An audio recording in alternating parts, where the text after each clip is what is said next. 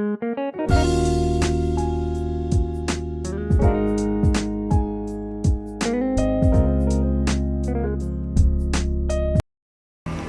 guys! For today's video, tuturo ko sa inyo kung paano magpalit ng font gamit si Safe Font 3 app. So first guys, check muna natin yung mga font dito sa gagamitin nating phone. By the way guys, ang gamit ko nga palang phone ngayon is Samsung Galaxy A50s. So kung makikita nyo guys, ayan, konti lang yung font na naka-install sa kanya. Kaya naisipan kong bumili ng mga paid font through online. So pakita ko sa inyo guys, ayan. Yan siya. Kasi mahilig ako magpapalit-palit ng mga font. Kaya naisipan kong bumili online. So, start na tayo guys. So, subukan natin itong font ni RG Harty. So, click lang natin yung link guys. And then, magdadirect siya sa Chrome. Hintayin lang natin na mag-loading para lumabas yung kung paano natin siya i-download. So, madali lang yan guys. Para ma-download natin yung font na gusto natin gamitin, is click lang natin yung download.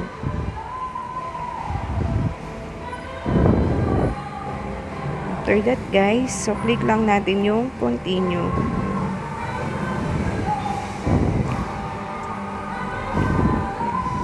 Hintayin lang natin siyang mag 100% download guys para masubukan na natin kung legit ba talaga si Safe Font 3 app.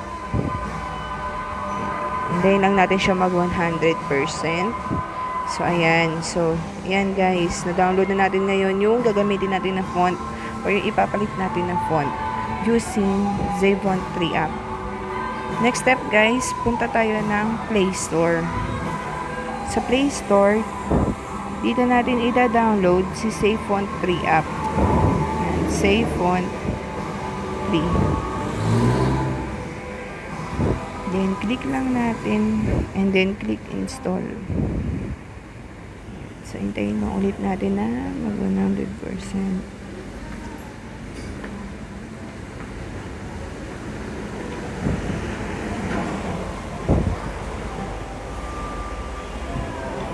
Ayan. So, installing na siya guys. So, hintayin natin siya lumabas dito sa ating home screen.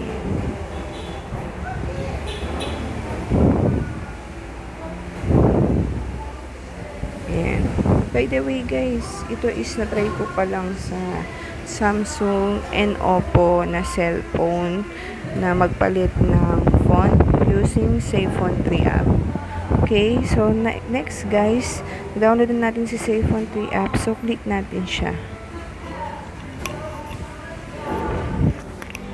Ayan, lalabas din sa home screen niya yung terms and conditions. So, agree lang tayo. Click lang natin yung agree. Ayan, dito kay Safe Font 3 app, guys, napakadaming pwedeng pagpilian na font dito kung gusto nyo. Ayan, merong mga color fonts, emoji fonts, stylish font, ayan, Myanmar fonts, napakadami guys. So, i-download nyo lang yan at pwede nyo nang magamit yan. So, since ang font na gusto kong ipalit is paid font at sarili kong siyang font, no, galing sa akin. So, dito tayo pupunta sa download. And click lang natin tong download, guys. Then, makikita nyo dyan, guys, wala siyang laman. So, para magkalaman yan, click natin tong plus sign sa may gilid. Then, click natin yung add file. Yan. After natin maklik yung add file, lalabas yan sa mga sa download natin na folder. So, click natin syempre itong RG Harty since ito ang gusto natin font na ipalit. Ayan. So, ngayon, si RG Harty is naipasok na natin sa Safe Font 3 app. So, click lang natin guys. Ayan. So, pag click nyo siya guys, lalabas dyan yung free view nung gusto nyong ipalit na font. So, after nyan guys, click lang natin tong apply. After we click apply, i-click natin yung One UI number sign all. Then, click build.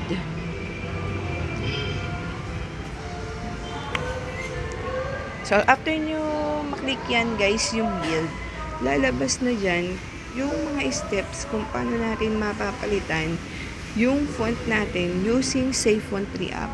So, step 1, install Samsung Sans. Click natin. Click OK.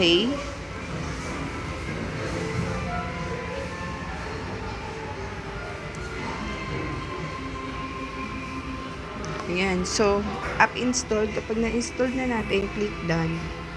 Then, step 2, change font style to Samsung Sans. So, click nyo lang yan. So, eto si Samsung Sans. Then, pipiliin natin.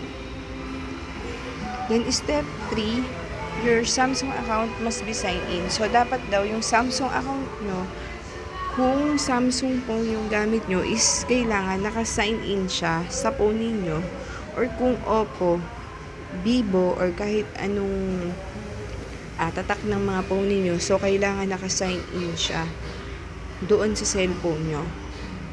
So, since yun sa akin, naka-sign in, kapag nili ko siya guys, lalabas yung you log in. Okay, so mag-i-skip na tayo sa step 3. So, step 4, backup data, settings only. So, need natin i-backup yung data, settings only. So, click natin. Lalabas dyan yung backup data. So, intayin lang natin siya. Ayan. Pasensya na guys, medyo mabagal yung internet ko. So, ayan. So, kung mapapansin nyo guys, ito yung settings. So, kailangan nyo siyang i-on.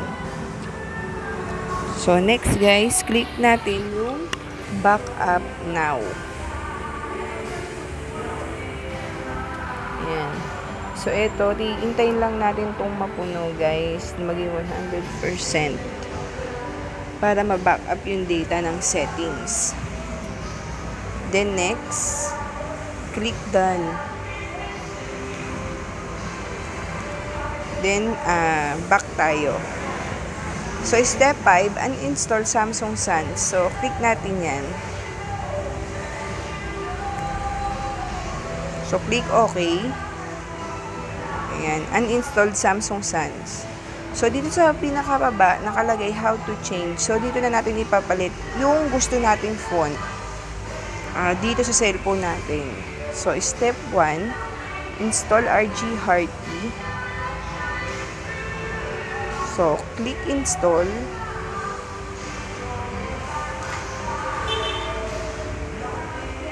Then, click done.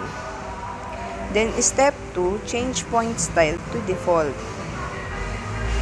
So, ito yung default, guys. So, yan yung papalit natin.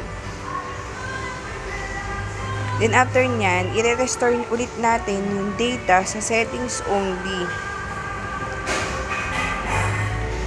So, ayan. So, dito, i-click nyo, guys, kung ano yung pangalan ng phone nyo o kung ano yung phone na ginagamit ninyo. Since ang sabi doon sa last step natin guys, isi-settings lang ang i-restore natin. So kung makikita ninyo, merong mga app na naka-check din, no? So i-uncheck natin yan guys. So i-uncheck nyo lang. Ayan. Si-settings lang dapat yung merong check. So after nyan i-uncheck at si-settings lang ang may check, click na natin yung restore. Then, katulad kanina, iintayin lang ulit natin tong mag 100%. Yan. So, next step natin dito guys, dito pa lang makita nyo na nagpalit na ng font. Dito pa lang guys, makita nyo na nagpalit na siya ng font. So, ibig sabihin, legit talaga si SafeFont 3 app. So, So, check natin siya guys kung talagang nagpalit. O, ayan guys, nagpalit talaga siya. So, ibig sabihin, legit talaga sa SafeOn 3 app. So, ayan guys. So, please subscribe to my channel. Ayan, see you next vlog guys. Bye-bye!